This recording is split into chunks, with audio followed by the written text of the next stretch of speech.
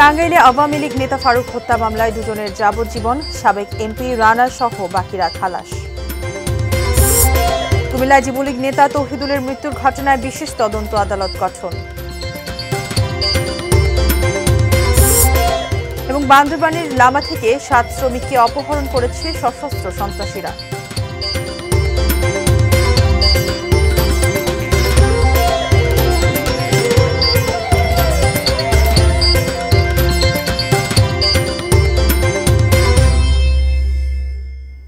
ATN news দেখছেন। সারা দেশের সর্বশেষ খবরাখবর নিয়ে এটিএন নিউজের নিয়মিত আয়োজন দেশের খবরে আপনাদের আমন্ত্রণ জানাচ্ছি আমি মারিয়া শিমু। শুনছিলেন আকিজ বশির গ্লাসের সৌজন্যে সংবাদ শিরোনাম। বিস্তারিত জানাচ্ছি। টাঙ্গাইলে আওয়ামী লীগ নেতা বীর মুক্তিযোদ্ধা ফারুক আহমেদের হত্যা মামলায় দুজনকে যাবজ্জীবন কারাদণ্ড দিয়েছেন আদালত। সাবেক এমপি রানা সহ বাকিরা খালাস পেয়েছেন। কিছুক্ষণ আগে টাঙ্গাইলের প্রথম অতিরিক্ত জেলা ও দায়রা জজ মাহমুদুল হাসানের আদালত আলোচিত এই হত্যা মামলার রায় ঘোষণা করেন। 2013 সালের 18 জানুয়ারি জেলা আওয়ামী লীগ সদস্য বীর মুক্তিযোদ্ধা ফারুক আহমেদের গুলিবিদ্ধ মরদেহ তার কলেজ পাড়ার বাসার কাছে উদ্ধার করা হয়। পরে তার স্ত্রী নাহার আহমেদ বাদী হয়ে সদর থানায় হত্যা মামলা করেন। 2014 সালের আগস্ট হত্যাকাণ্ডে জড়িত সন্দেহে আনিসুল ইসলাম ও মোহাম্মদ আলী নামে দুজনকে গ্রেপ্তার করে গোয়েন্দা পুলিশ। জিজ্ঞাসাবাদে তারা হত্যাকাণ্ডে সম্পৃক্ততার কথা স্বীকার করেন এবং আদালতে জবানবন্দি দেন। তাদের জবানবন্দির মতে টাঙ্গাইল 3 আসনের আওয়ামী লীগের সাবেক সংসদ সদস্য আমানুর রহমান খান রানা, তার ভাই টাঙ্গাইল পৌরসভার তৎকালীন মেয়র শহীদুর রহমান খান, ব্যবসায়ী নেতা জাহিদুর রহমান খান ও কেন্দ্রীয় ছাত্রলীগের সাবেক সহ সভাপতি সানিয়াত খানকে আসামি করা হয়। 12 বছর পর চাঞ্চল্যকর হত্যা মামলাটির রায় হল।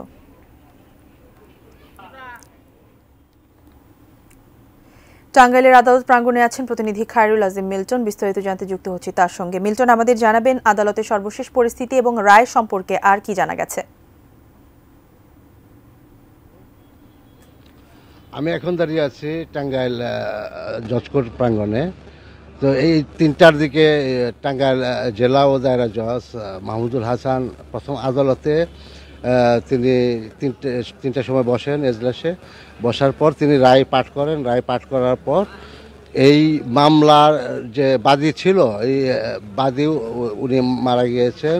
এই যে আসামি ছিল মোট 14 জন। 14 জনের মধ্যে 2 জন মারা গিয়েছে, অবশিষ্ট ছিল 12 জন। তো এই মামলাটি টাঙ্গাইল 3 ঘাটাইল আসনের সংসদ সদস্য, সাবেক সংসদ সদস্য আমানুর রহমান খান রানা সহ তার 4 ভাই বিরুদ্ধে এই মামলাটা চার্জশিট দাখিল করে ডিবি পুলিশ। তো আজকে যে রায়টা হলো, এই রায়ে টাঙ্গাইল 3 আসনের যে সংসদ সদস্য আমানুর রহমান খান রানা, সাবেক মেয়র শহীদুর রহমান খান মুক্তি এবং তার ভাই ব্যবসায়িক নেতা জাহিদুর রহমান খান কাকন এবং সাবেক বাংলাদেশ জেলা ছাত্রলীগের সহসভাপতি সানিয়াত খান বাপ্পা সহ 10 জনকে বেকসুর খালাস প্রদান করেছেন এই মহামান্য আদালত। তো আর 2 জনকে মোহাম্মদ আলী এবং কবির হোসেনকে যাবজ্জীবন কারাদণ্ড দিয়েছে। এখানে একটু জানিয়ে রাখি যে 2013 সালে 18 জানুয়ারি ফারুক হোসেনের লাশ তার বাড়ির সম্মুখে পাওয়া গিয়েছিল। তার 3 দিন পর অজ্ঞাত ব্যক্তিদের বিরুদ্ধে তিনি তার স্ত্রী নাহার আহমেদ একটি হত্যা মামলা একটা জিডি করেন। এই ছিল টাঙ্গাইল থেকে আমার কাছে সর্বশেষ। ধন্যবাদ মিল্টন আপনাকে। দর্শক, টাঙ্গাইলের আদালত প্রাঙ্গণ থেকে আমাদের বিস্তারিত জানাচ্ছিলেন প্রতিনিধি খায়রুল আজিম মিল্টন। মুসলিম উম্মার ঐক্য, শান্তি ও কল্যাণ কামনায় লাখো মানুষের অংশগ্রহণে আখেরি মোনাজাতের মধ্য দিয়ে শেষ হল বিশ্ব ইজতেমার প্রথম পর্ব। প্রথম পর্বের ইজতেমা শেষে ফিরছেন মুসল্লিরা, আর দ্বিতীয় পর্বে অংশ নিতে জড়ো হয়েছেন আরেক দল মুসল্লি। টঙ্গীর ইজতেমা ময়দান থেকে যুক্ত হচ্ছেন গাজীপুর প্রতিনিধি মাজহারুল ইসলাম মাসুম। আমাদের জানাবেন যে দ্বিতীয় দফায় ইজতেমার প্রস্তুতি আসলে কেমন এবং সেখানে জনসমাগম কেমন হচ্ছে? আপনি জানেন যে সকালেই বিশ্ব ইজতেমার শুরাই নিজামীপন্থী যারা মুসল্লি, তাদের প্রথম পর্বে আখেরি মোনাজাতের মধ্য দিয়ে শেষ হয়েছে বিশ্ব মুসলিম উম্মার শান্তি কামনা করা হয়েছে। সেই মোনাজাতে লাখ লাখ মুসল্লি সেই মোনাজাতে অংশ নিয়েছিলেন এবং এই মোনাজাত শেষেই মুসল্লিদেরকে শুরাই নিজামের পক্ষ থেকে বলা হয়েছে ময়দান খালি করে দেওয়ার জন্য এবং সেই নির্দেশনার প্রেক্ষিতে তারা ইতিমধ্যেই মাঠ খালি করে দিয়েছেন এবং 41টি জেলার যে মুসল্লিরা এখানে অংশগ্রহণ করেছিলেন তারা নিজ নিজ গন্তব্যের দিকে ফিরে যাচ্ছেন। নতুন করে দ্বিতীয় দফা যে ইজতেমা শুরু হবে কাল থেকে, সেই ইজতেমা অংশগ্রহণ করার জন্য 23টি জেলার মুসল্লিরা আগমন শুরু করেছেন। ইতিমধ্যেই বেশ কিছু মুসল্লি আমরা দেখেছি যে ইজতেমা ময়দানের বিভিন্ন খিত্তায় অবস্থান নিয়েছেন এবং তারা ইবাদত বন্দেগী করছেন। তারা এখানে আসরের নামাজ আদায় করবেন। উল্লেখযোগ্য সংখ্যক বিদেশি মেহমানও কিন্তু আমরা দেখেছি যে ইতিমধ্যেই ইজতেমা ময়দানে প্রবেশ করেছে। অর্থাৎ আগামীকালকের প্রস্তুতি ইজতেমা কর্তৃপক্ষ যেটি জানিয়েছেন যে সকল প্রস্তুতি তাদের সম্পূর্ণ, শুধু আনুষ্ঠানিকতার অপেক্ষায় রয়েছেন এবং রাতের মধ্যেই আরও লাখ মুসল্লি এখানে এসে জড়ো হবেন এবং তারা সকাল থেকে এই 3 দিন ব্যাপী যে বিশ্ব ইজতেমা আবার দ্বিতীয় ধাপে শুরু হবে, 5 তারিখ আখেরি মোনাজাতের মধ্য দিয়ে সেটি শেষ হবে। এই সকল প্রস্তুতি তারা সম্পন্ন করেছেন। শিমু, ধন্যবাদ মাসুম আপনাকে। দর্শক, টঙ্গীর ইজতেমা ময়দান থেকে আমাদের বিস্তারিত জানাচ্ছিলেন প্রতিনিধি মাজহারুল ইসলাম মাসুম। কুমিল্লায় যুবদল নেতা তৌহিদুল ইসলামের মৃত্যুর ঘটনায় বিশেষ তদন্ত আদালত কাজ করবে, নিহতের পরিবারকে জানিয়েছে সেনাবাহিনী। ভুল তথ্য দিয়ে তৌহিদুলকে যারা মৃত্যুর মুখে ঠেলে দিয়েছেন তাদের দৃষ্টান্তমূলক বিচার দাবি করেছেন নিহতের পরিবার ও রাজনৈতিক সহকর্মীরা। কুমিল্লা থেকে হুমায়ুন কবির জীবনের তথ্য ও ছবি নিয়ে ডেস্ক রিপোর্ট। কুমিল্লার যুবদল নেতা তৌহিদুল ইসলামের মৃত্যুর ঘটনা বিশেষ তদন্ত আদালত বা কোর্ট অফ ইনকোয়ারি গঠন করে তদন্ত হবে। সেনা কর্মকর্তাদের সাথে নিহত তৌহিদুলের পরিবারের শনিবার রাতের বৈঠকে এই সিদ্ধান্ত হয়। দ্রুত তদন্ত ও পরিবারের নিরাপত্তার আশ্বাসও দেওয়া হয়েছে, জানিয়েছেন বৈঠকে উপস্থিত থাকা বৈষম্য বিরোধী ছাত্র আন্দোলন কুমিল্লা মহানগরের সদস্য সচিব। তার পরিবারকে প্রায়োরিটি দিয়েই খুব আন্তরিকতার সাথে বাংলা সেনাবাহিনীর পক্ষ থেকে এই বিষয়টা ডিল করা হয়েছে। যে সিদ্ধান্তগুলো এসেছে সেই সিদ্ধান্তগুলোর মধ্যে অন্যতম ছিল ইতিমধ্যে তারা একটি তদন্ত আদালত গঠন করেছেন এবং এই তদন্ত আদালতের তদন্ত প্রক্রিয়া শেষেই দ্রুতই বিচার কার্য সম্পন্ন করা হবে। তবে ভুল তথ্য ছড়িয়ে যারা তৌহিদকে মৃত্যুর মুখে ঠেলে দিয়েছে তাদেরকে দ্রুত আইনের আওতায় আনার দাবি জানিয়েছেন স্বজনরা। যে 5 জন লোকের কথা বলছিলাম, ওরা গাড়িতে বসে, যে এক ছিল তানজিল, সবুজ, টিটু আর একটা সাইফুল, এরা সবাই মিলে গাড়িতে বসে আমার হাজব্যান্ডকে অনেক পাড়ায় ওরা আমাদের প্রতিবেশী। ওদের সঙ্গে আমাদের জমি সংক্রান্ত একটা সমস্যা ছিল। সেনাবাহিনীরা আমাদেরকে আশ্বস্ত করছেন যে অনেক পরিমাণে ওর নামে এত অভিযোগ গেছে যে ওরা আসতে বাধ্য হয়েছে। আর ওদের সঙ্গে সিভিল ড্রেসে যারা ছিল ওরাই শুধুমাত্র খারাপ আচরণ এবং ওরাই আমাদেরকে মারধর করছে, অন্যান্য যাদেরকে মারধর করছে। পরিবারের সাথে দেখা করে কুমিল্লা দক্ষিণ জেলা যুবদলের নেতারাও একই দাবি জানান। আমরা বারবার এটাই চাচ্ছি যে সেনাবাহিনীকে কারা এই ভুল তথ্যটা দিল, এর পিছনে কারা জড়িত, তাদের জন্য সুষ্ঠু বিচার হয়। চাচ্ছি তাদেরকে নিরাপত্তায় পরিবারের আরো জন কার মায়ের বুক খালি না হয়। গত বৃহস্পতিবার রাতে যৌথ বাহিনীর পরিচয়ে কুমিল্লা সদরের নিজ বাড়ি থেকে নিয়ে যাওয়া হয় ইউনিয়ন যুবদলের আহ্বায়ক তৌহিদুল ইসলামকে। পরদিন সকালে আহত অবস্থায় তাকে গোমতী নদীর বেড়িবাঁধ থেকে উদ্ধার করা হয়। কুমিল্লা মেডিকেল কলেজ হাসপাতালে নেওয়া হলে চিকিৎসক তৌহিদুলকে মৃত ঘোষণা করেন। Shakil Aziz, desk report, ATN news. দেশের খবরে নিচ্ছে একটি বিরতি, এরপর আরো যা থাকছে।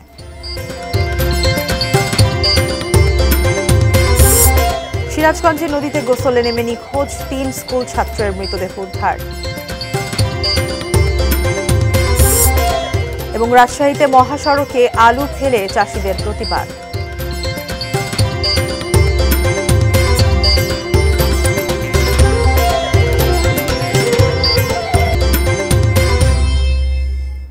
বিরতির পর ফিরে এলাম দেশের খবরে। নির্বাচন কমিশনার অবসরপ্রাপ্ত ব্রিগেডিয়ার জেনারেল আবুল ফজল মোহাম্মদ সানাউল্লাহ বলেছেন, নির্বাচন ব্যবস্থার প্রতি মানুষের আস্থা ফিরিয়ে আনতে কাজ করছে কমিশন। মানুষ যাতে স্বচ্ছন্দে পছন্দের জনপ্রতিনিধি নির্বাচন করতে পারে তা নিশ্চিত করা হবে। দুপুরে নওগাঁ জেলা প্রশাসনের সম্মেলন কক্ষে তথ্য সংগ্রহকারী সুপারভাইজার ও নতুন ভোটারদের সাথে মতবিনিময় শেষে সাংবাদিকদের কাছে এসব কথা বলেন তিনি। স্বাচ্ছন্দ্যে নিজ জনপ্রতিনিধি নির্বাচন করতে পারে সেটা নিশ্চিত করা হবে এবং এটা যখন করা হবে, এই আবহাওয়াটা যখন তৈরি হবে, আমার বিশ্বাস যে আস্তে আস্তে মানুষের মাঝে ভোটের প্রতি আস্থা ফেরত আসবে। বান্দরবানের লামা থেকে 7 শ্রমিককে অপহরণ করেছে সশস্ত্র সন্ত্রাসীরা। শনিবার রাতে উপজেলার সরই ইউনিয়নের কমলাবাগান এলাকার একটি খামার বাড়ি থেকে তাদেরকে অপহরণ করা হয়। লামা থানার ওসি মোহাম্মদ শাহাদাত হোসেন জানান, অপহৃতদের উদ্ধারে অভিযান চালাচ্ছে সেনাবাহিনী ও পুলিশ। অপহৃত শ্রমিকরা হলেন নুরু, আলমগীর, শফি আলম, হেলাল এবং গাড়ি চালক জামাল। অপহৃত অপর দুজনের পরিচয় পাওয়া যায়নি। শ্রমিকরা কাঠ ব্যবসায়ী হেলালের তত্ত্বাবধানে জ্বালানি কাঠ সংগ্রহ করতে গিয়েছিলেন। স্থানীয় জনপ্রতিনিধি ও এলাকাবাসী জানান, চাঁদা না পেয়ে সন্ত্রাসীরা তাদের অপহরণ করেছে। অপহরণের পর শ্রমিকদের পরিবারের কাছে 7 লাখ টাকা মুক্তিপণ দাবি করেছে সন্ত্রাসীরা। সম্প্রতি বান্দরবানের লামা সহ আশপাশের এলাকায় বেড়েছে সন্ত্রাসী তৎপরতা, চাঁদাবাজি ও অপহরণের ঘটনা।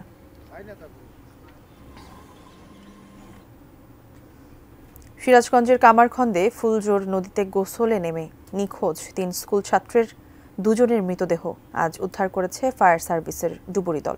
শনিবার সন্ধ্যায় আরেক ছাত্রের মৃতদেহ উদ্ধার হয়েছিল। এ নিয়ে 3 জনের মৃতদেহ উদ্ধার হলো। তারা সিরাজগঞ্জ কালেক্টরেট স্কুল অ্যান্ড কলেজের 9ম শ্রেণীর ছাত্র ছিলেন। দুপুরে ফুলজোর নদীর ঝাঁটিবেলাই এলাকা থেকে কৃষ্ণ নিয়োগী ও সার্জিলের মৃতদেহ উদ্ধার করে ডুবুরি দল। নিহত কৃষ্ণ বহিরগোলা ঘোষপাড়া মহল্লার মৃত বিশ্বজিৎ নিয়োগীর ছেলে ও সার্জিল মাসুমপুর মহল্লার অধ্যাপক ইমরুল হাসান সোহেলের ছেলে এবং রাফি ঝাঁটিবেলাই গ্রামের আব্দুর রহিমের ছেলে। শনিবার বিকেলে সিরাজগঞ্জ শহর থেকে বেড়াতে গিয়ে ঝাঁটিবেলাই এলাকায় ফুলজোর নদীতে গোসল করতে নেমে নিখোঁজ হন তারা।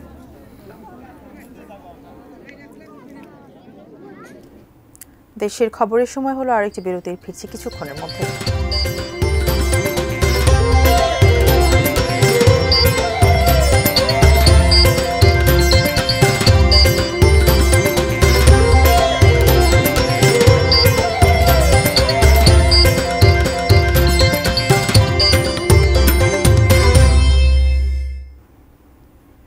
বিরতির পর ফিরে এলাম দেশের খবরে।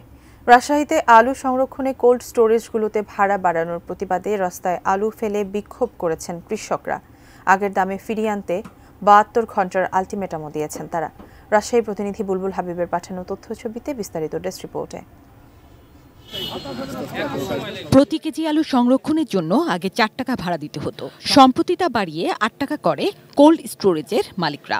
এর প্রতিবাদে রোববার বেলা 11টায় রাজশাহীর মোহনপুর উপজেলা পরিষদ চত্বরে বিক্ষোভ সমাবেশ করেন কৃষকরা। কৃষকরা বলেন, বীজ, সার, কীটনাশক সহ সবকিছুর দাম বাড়ায় আলু চাষে উৎপাদন খরচ বেড়েছে। তার উপর আলু সংরক্ষণের ভাড়া দ্বিগুণ হয়ে যাওয়ায় ক্ষতিগ্রস্ত হওয়ার শঙ্কায় তারা। আগের দামে ফিরিয়ে আনতে 72 ঘন্টার আলটিমেটামও দিয়েছেন তারা।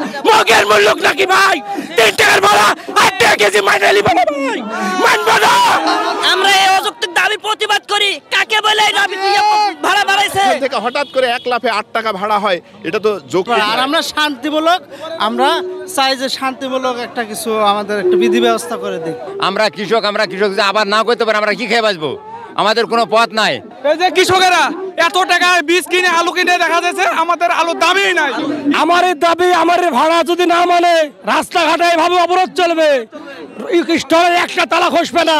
আমরা কম দামে আলু কিনবো এবং আমাদের নিজের জায়গায় আলু সংরক্ষণ করে পরবর্তীতে সেই আলু নিয়ে সিন্ডিকেট করে পূর্বের মতো আগামী দিনে আমাদেরকে ওই আলু আমাদেরকে উচ্চমূল্যে 50-60 টাকা কেজি দরে খাওয়াবে, আমরা সেটাও হতে দেব না। রাজশাহী নওগাঁ মহাসড়কে আলু ফেলে বিক্ষোভ করেন কৃষকরা। শুয়ে আহাজারিও করেন অনেকে। জিনিয়া ইসলাম, ডেস্ক রিপোর্ট, 18 নিউজ। ঠাকুরগাঁও থেকে মেডিকেল কলেজে ভর্তির সুযোগ পাওয়া শিক্ষার্থী শ্রাবণী রায় ও মাসুমা আক্তার হীরার পাশে দাঁড়িয়েছেন র্যাপিড অ্যাকশন ব্যাটালিয়ন র্যাব। দুপুরে সদর উপজেলার সালান্দর ইউনিয়নের বরুণা গাঁওয়ে মাসুমার বাড়িতে 2 কৃতী শিক্ষার্থী ও তাদের পরিবারের সাথে সাক্ষাৎ করেন র্যাব 13 এর কর্মকর্তারা। এ সময় কৃতী 2 শিক্ষার্থী ও তাদের পরিবারকে ফুলেল শুভেচ্ছা, আর্থিক অনুদান ও একটি করে গাভী দেওয়া হয়। এবার শিক্ষার্থী শ্রাবণী রায় রংপুর ও মাসুমা আক্তার হীরা যশোর মেডিকেল কলেজে ভর্তি হওয়ার সুযোগ পেয়েছেন। মেডিকেলে ভর্তির সুযোগ পেয়েও টাকার অভাবে ভর্তির অনিশ্চয়তা নিয়ে এটিএন নিউজ সহ বিভিন্ন গণমাধ্যমে সংবাদ প্রকাশ হয়। এমন খবরে মানবিক কাজের অংশ হিসেবে তাদের পাশে দাঁড়িয়েছে র্যাব।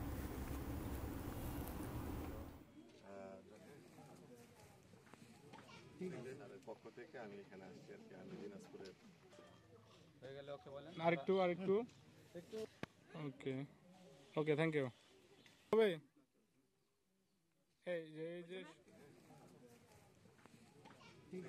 ওকে ঠিকঠাক ঠিকঠাক ওকে থ্যাংক ইউ হ্যাঁ থাকুক অরুণ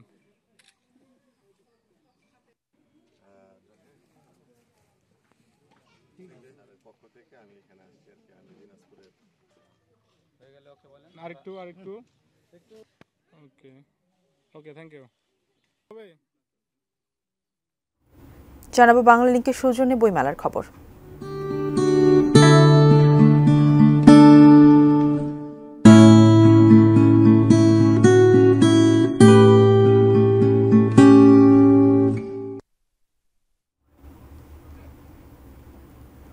অমর একুশে বইমেলা 2025-এর দ্বিতীয় দিনের চিত্র জানাতে মেলা প্রাঙ্গণ থেকে সরাসরি যুক্ত হচ্ছেন সহকর্মী কিশোর জাহান।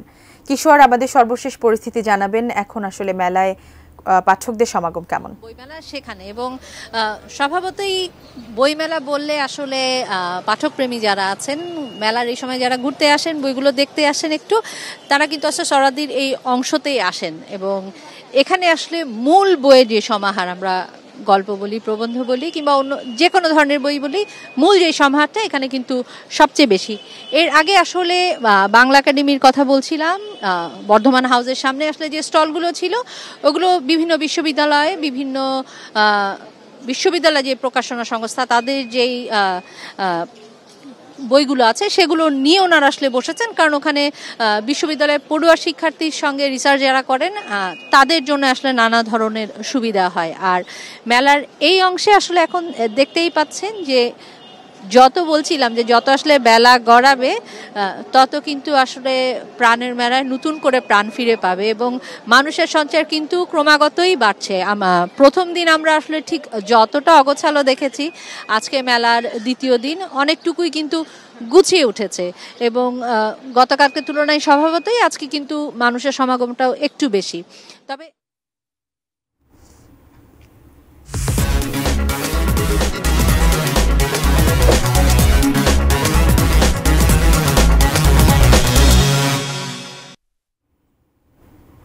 বইমেলা প্রাঙ্গণ থেকে আমাদের বিস্তারিত জানাচ্ছিলেন সহকর্মী কিশোর জাহান। শেষ করব দেশের খবর, তবে তার আগে আকিজ বসির গ্লাসের সৌজন্যে শিরোনামগুলো জানিয়ে দিচ্ছি আরও একবার। টাঙ্গাইলে আওয়ামী লীগ নেতা ফারুক হত্যা মামলায় দুজনের যাবজ্জীবন, সাবেক এমপি রানা সহ বাকিরা খালাস। কুমিল্লায় যুবলীগ নেতা তৌহিদুলের মৃত্যুর ঘটনায় বিশেষ তদন্ত আদালত গঠন। বান্দরবনের লামা থেকে 7 শ্রমিককে অপহরণ করেছে সশস্ত্র সন্ত্রাসীরা।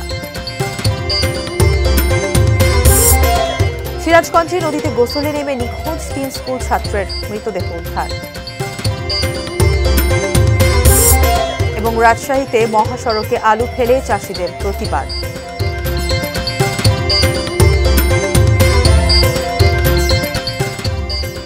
এই ছিল দেশের খবরের সর্বশেষ। কাল আবারও দেখা হবে একই সময়ে। সে পর্যন্ত সবাই ভালো থাকুন, দেখতে থাকুন এটিএন নিউজ। ধন্যবাদ।